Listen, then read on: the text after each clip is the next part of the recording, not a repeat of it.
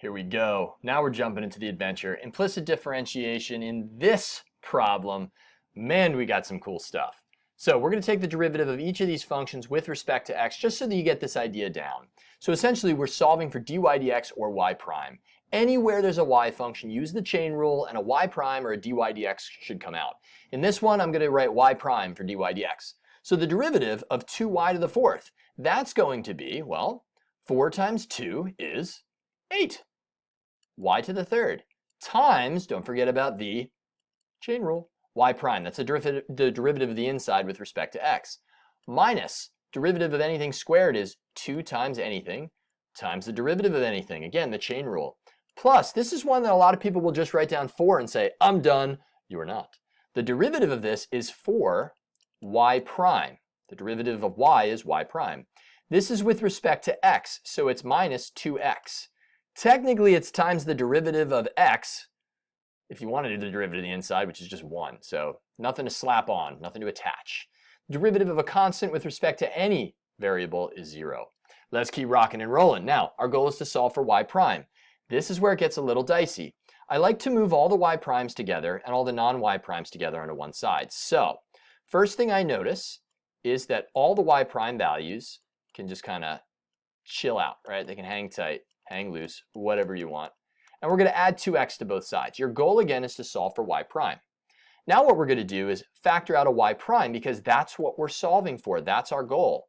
And this is the only way we can separate it from everything. So I factor out a y prime from every single term. And that leaves us with 8y cubed minus 2y plus 4.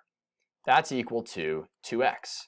Now think of it this way. You've got the thing that you want to isolate times a bunch of junk.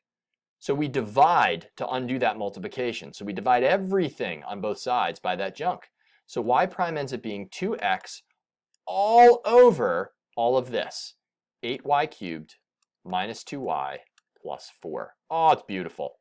Absolutely beautiful. Donezo. All right, let's keep going. So on to this, and by the way, we're done because you got y prime alone. In this one, I'm going to use dy dx notation. And by the way, this is the graph of this one. I thought it was so cool. I had to show it to you. So we're finding the derivative with respect to x, which will give us the slopes of this curve at any x value.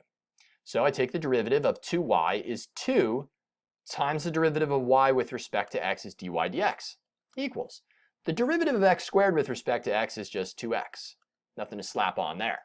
Plus the derivative of sine is cosine of y. Don't forget your chain rule.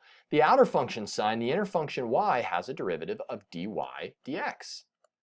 Nice. Remember to attach that chain rule. So now we're going to get the dy dx terms together and the x terms together. So I'm just going to subtract over cosine y dx. Yeah, it's ugly looking, but think of them just as categorized terms. Cosine y dy dx is one big number, and we're going to subtract it from both sides. That isolates the dy dx's on one side and the x's on the other. Or the non-dy dx terms on the other. Now we're going to factor out dy dx because we want to isolate it. Times 2 minus cosine y, just factoring out the dy dx from each, plucking them up, equals 2x. And then we're going to divide by 2 minus cosine y on both sides. So dy dx equals 2x all over 2 minus cosine of y.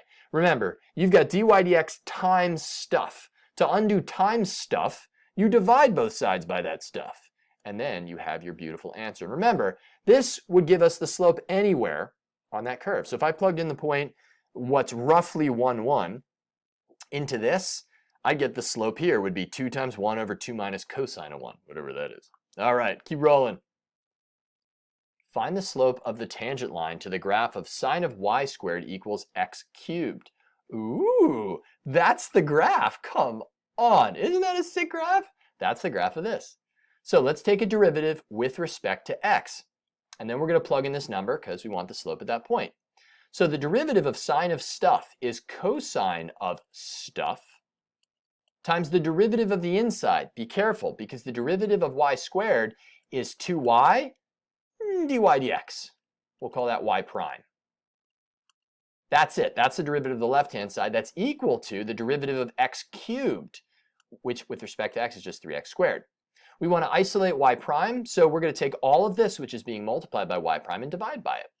So y prime is equal to 3x squared all over 2y times, I like to move that to the front, cosine y squared. That's just so we don't confuse the y squared with the y.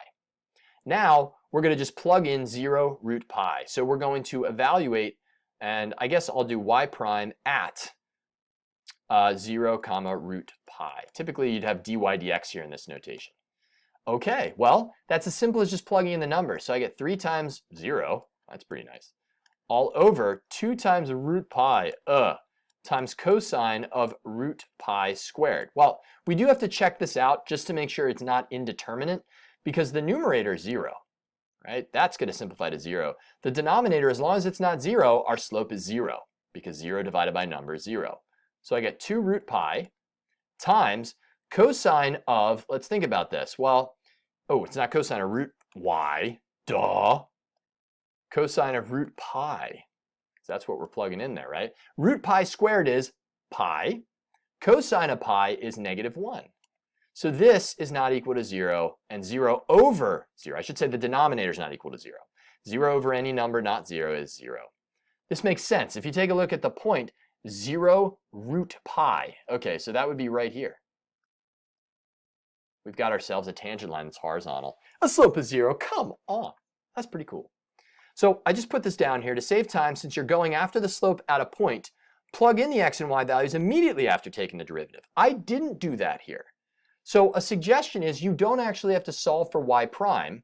You can plug in your values here and then solve for y prime. So we could have plugged in 0 and root pi anywhere there was a x and y respectively, and then gotten to our answer also. All right, so I wanted to show you it in 2 different ways. Last but certainly not least, let's find the equation of the tangent line to this looking graph. Whoa, isn't that a cool graph? So to find the equation of a tangent line, we need, well, here's our main idea of what we're going after. Y minus y1 times m times x minus x1. That's no different than what we've seen in the past. So to find this derivative with respect to x, but of course, we'll find the derivative first. Note the lesson I gave you in the last part of the video. You can plug in -1 and 2 as soon as we've got y prime. So, or dy dx. The derivative of x squared with respect to x is 2x. Careful, this is a product rule. So it's minus first d second. And it might help you if you look at this as x f of x. First and second multiplied. First d second would be x times dy dx, or y prime, plus second, which is y, times the derivative of x, which is 1. Notice I factored out the minus, but that is a product rule. A common mistake is for people to look at this and say, the derivative of x is 1 and the derivative of y is y prime. No, product rule, it's x times another function. Be very careful. Plus, the derivative of y squared is 2y times dy dx, chain rule, equals the derivative of 7 is 0. Oh yeah, now, no reason to do the extra algebra and solve for dy dx here. We know the x and y values we're going to plug in. Let's do that now. So 2 times -1 minus, we're going to plug in numbers here. X is -1, dy dx is hanging out, plus 2 times 1 is plus 2. Plugging in for y equals 2. So x and y. Plus, again, y is 2. 2 times dy dx. Nice. So now we've actually got a much easier thing to solve. You'll see that in the next step. So we've got -2. This is going to be minus a minus dy dx is plus dy dx. Minus a positive 2 is minus 2. And this is 4 dy dx. So this equation no longer has x's and y's, making it much easier, I think, to process. And that all came because we plugged in -1 and 2 earlier. I combine like terms. -2 minus 2 is -4. dy dx plus 4 dy dx is plus 5 dy dx. Yeah, the variable's gross. I think it's beautiful, but it's gross. We're going to solve for it. 5 dy dx is equal to 4. And then divide both sides by 5 to isolate the slope, which is what we wanted. So the slope is 4/5 at -1, 2. We pop it into our tangent line. Let's do this. Y minus 2 is equal to the slope, 4/5, times x minus a -1 is x plus 1. Aw, yeah! And that is the equation of our tangent line. Why is that? Think sensible? If you look at -1, 2, -1, 2, here you go. You've got that tangent line. It's not quite a slope of 1, but pretty close to it. and it's at the point -1, 2. Awesome. See you next time. The last video we have in this lesson, we're going to go over how to find the second derivative. I can't wait for that. Peace.